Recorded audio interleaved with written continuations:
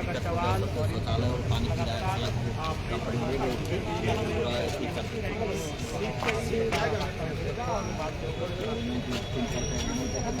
खाना पीना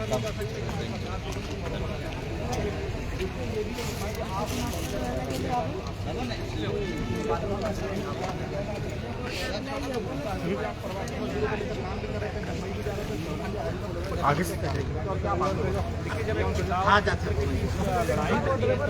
स्वाभाविक है कि इसमें पिता की भी कुछ दोष त्रुटियां होती हैं, पुत्र की भी कुछ त्रुटियां होती हैं, लेकिन उनमें से दोनों अगर कोई एक संकट की स्थिति में उत्पन्न होगा तो उस समय हम लोग दोष और त्रुटियों को नहीं गिनते हैं। हम सहयोग की अपेक्षा रखते हैं कि हमें अगर पुत्र संकट में है तो पिता अपनी त्रुटियों को भूलकर अपनी मेरी गलतियों को क्षमा करके मेरा सहयोग करेंगे, और अगर पिता संकट में है तो चाहेगा कि पुत्र उन गलतियों को भुलाकर, उन त्रुटियों को भुलाकर मेरा सहयोग करेगा। तो इस समय ना मजदूरों की त्रुटियों पर चर्चा करने का विषय है, ना सरकार की नाकामियों को गिनाने का विषय है। यहाँ विषय है कि वो 45 जीवन मुझे लगता है काफ़ी संकट स्थिति में है, क्योंकि उनके पास ना भोजन का साधन है, ना पीने की स्वच्छ पानी का साधन है, यहाँ तक कि मेडिकल फैसिलिटी भी नहीं है। सूचना मिली है, सूचना नहीं, मैंने वीडियो कॉल में स्वयं उनसे बात किया है। वे लोग टॉयलेट का पानी यूज करते हैं पीने के लिए, जो कि खेद है, अमानवीय है।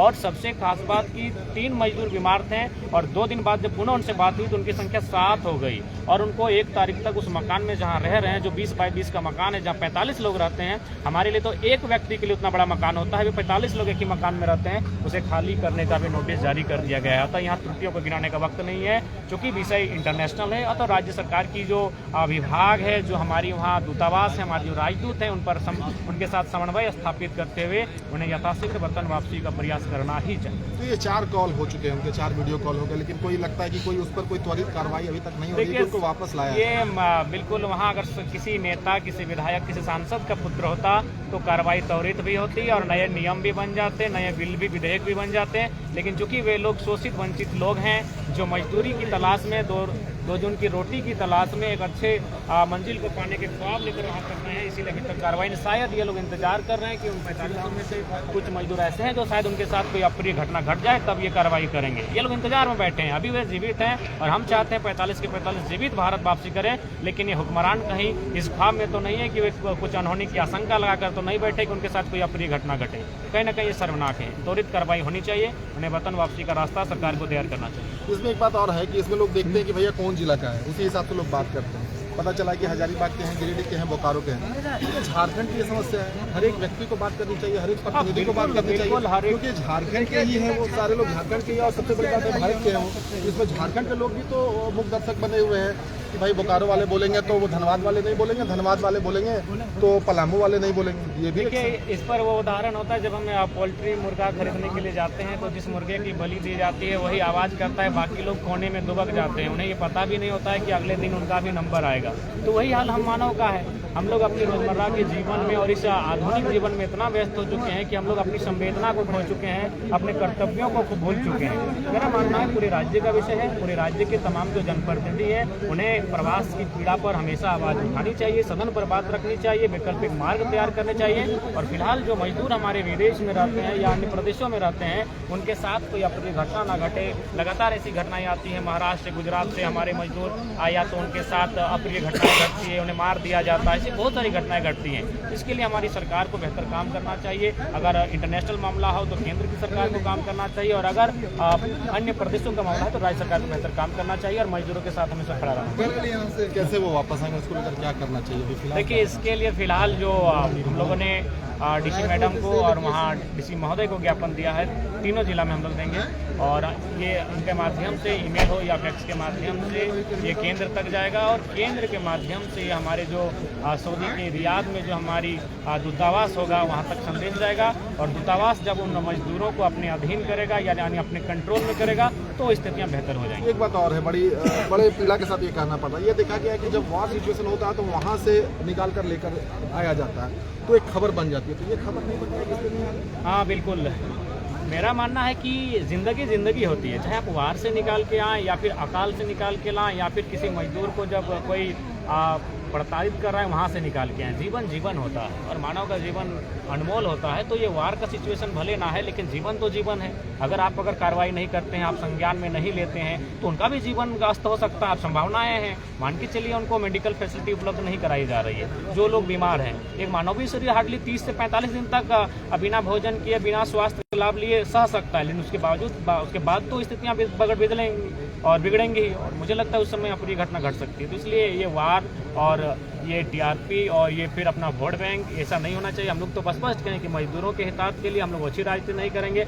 जो लोग सरकार में बैठे हैं, विधायक सांसद है, वही लोग नेतृत्व करें, हम उनके साथ खड़े होंगे, हम उनके पीछे चलने के लिए तैयार हैं, लेकिन सकुशल उनके वतन वापसी का रास्ता तैयार हो। हम लोग यही आगे आप क्या सोचे हैं, मतलब अगर इस पर कार्रवाई नहीं होती या फिर नहीं आते नहीं होगा तो फिर हम लोग आज जिला स्तर में प्रदर्शन करेंगे। एक और बड़ा इंपॉर्टेंट सवाल है, आप मुंबई भी जा रहे थे, तो जो प्रवासी मजदूर से मिल रहे थे, सबसे बड़ी पीड़ा क्या थी? वो झारखंड आना चाहते हैं, किस तरीके का वो मतलब सवाल जवाब ये संवाद हो रहा था? हाँ जी, देखिए वो झारखंड आना चाहते हैं और वे चाहते हैं कि झारखंड में ही उनके स्किल के अनुसार काम मिले। जैसे जो लोग ड्राइवर हैं, तो उनका मानना है कि सरकार गवर्नमेंट के माध्यम से ट्रांसपोर्ट की व्यवस्था करे। और ऐसे भी आप देखें हजारीबाग में हमको लगता है हज़ारों जो सरकारी बस हैं वो तो कूड़े में चले गए, धनबाद में भी हज़ारों सरकारी बस कूड़े में चले गए। तो ऐसा नहीं है, मैक्सिमम वहाँ जो लोग मिले वो ट्रांसपोर्ट में है, माइंस में है, जो पत्थर खदान है। तो हमारे पास भी तो कोयला खनन है, अबरक का खनन हो रहा है, बहुत तरह के जो तत्व हैं उनका खनन किया जाता है। तो जो लोग उनका स्किल है उसके आधार पर भी काम मांग रहे हैं। वो नहीं कह रहे कि अगर हम लोग को अगर ड्राइविंग का हैंडल संभालने आता है तो हमें इंजीनियर बना दीजिए या फिर डॉक्टर की सुई थमा दीजिए। अपने स्किल के अनुसार काम मांग रहे हैं और हमारे राज्य में उनके स्किल के अनुसार काम है। बस राज्य सरकार की नीयत और नीति स्पष्ट है। कैसी आपकी नीति और राजनीति कैसे चल रही है? चुनाव भी नहीं जीता रहा। देखिए फिलहाल हम लोग तो बेहतर पा रहे हैं अपने आप को, और ये तो आप लोग बताएंगे, ये मीडिया हाउस का काम है कि हम लोग कहाँ हैं, हमारा क्या परसेंटेज है, हमारी क्या स्थिति रहेगी, ये आप लोग बताइएगा तो बेहतर होगा। जुड़े लोग या टूटे? नहीं, जुड़ रहे हैं लोग, जुड़ रहे हैं, लगातार जुड़ रहे हैं। टूटेंगे वही जो अपनी निजी महत्वाकांक्षा रखते हैं, जो राज्य का हितार्थ रखते हैं, वो नहीं टूटेंगे। सबसे बड़ी दिक्कत क्या हो रही है? सबसे बड़ी दिक्कत यही हो रही है कि थोड़ा सा जो राजनीति का महत्वाकांक्षा होती है, बाकी सब ठीक ठाक है। जो राज्य का हितार्थ चाहते हैं वो हर हाल में हमारे साथ होते हैं। क्षेत्रीय पार्टी कहीं ना कहीं अभी जो चुनाव हुए हैं, 3 राज्यों के जो चुनाव आए थे, हिंदी राज्यों के, राजस्थान, मध्य प्रदेश और छत्तीसगढ़ का, वहाँ पर आपने देखा कि भाजपा ने क्लीन स्वीप किया है। किस तरीके से देख रहे हैं भाजपा को? हाँ देखिए, बाकी पर उत्तर भारत की अगर बात करें तो निश्चय ही भारतीय जनता पार्टी ने जिस विचारधारा को स्थापित करने का प्रयास किया है, उत्तर भारत उसी विचारधारा की हवाओं में बहती है। लेकिन जब हम झारखंड आते हैं तो थोड़ा झारखंड की विचारधारा भिन्नता रखती है। यहाँ की संस्कृति, यहाँ की भौगोलिक स्थिति, यहाँ के लोगों का जीवन, रहन सहन थोड़ा सा बाकी राज्यों से भिन्न है। तो जो भारतीय जनता पार्टी की जो विचारधारा उत्तर भारत में है, उससे कहीं ना कहीं झारखंड अपने आप को भिन्न पाएगा। और हम लोग अपनी विचारधारा के साथ, अपने नए आइडियाज़ के साथ, अपने नए मुद्दों के साथ सफल होंगे। उनको उनकी विचारधारा को बाकी जो हमारा बॉर्डर है उस तक सीमित रखें। विकल्प के लिए कोई जगह रखा है? देखिए फिलहाल तो विकल्प पर चर्चा नहीं है, जब होगी तो सबसे पहले आपके ही सामने।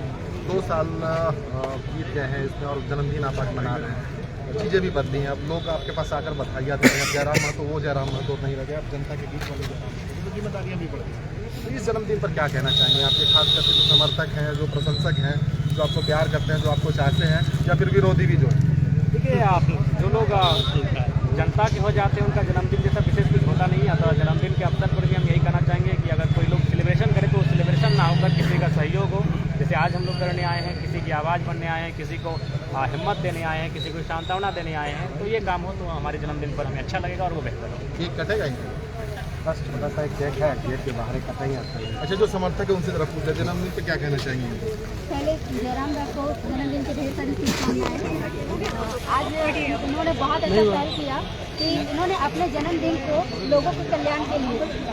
क्या कहिएगा सर, शॉर्ट में कहिएगा, बहुत सारे हमारे संजय दा के भी जन्मदिन है, उनको भी टाइगर जयराम दा का और संजय मेहता जी का आज बर्थडे है। इनको बहुत बहुत बधाई हो जन्मदिन का। और कहना चाहेंगे सर ये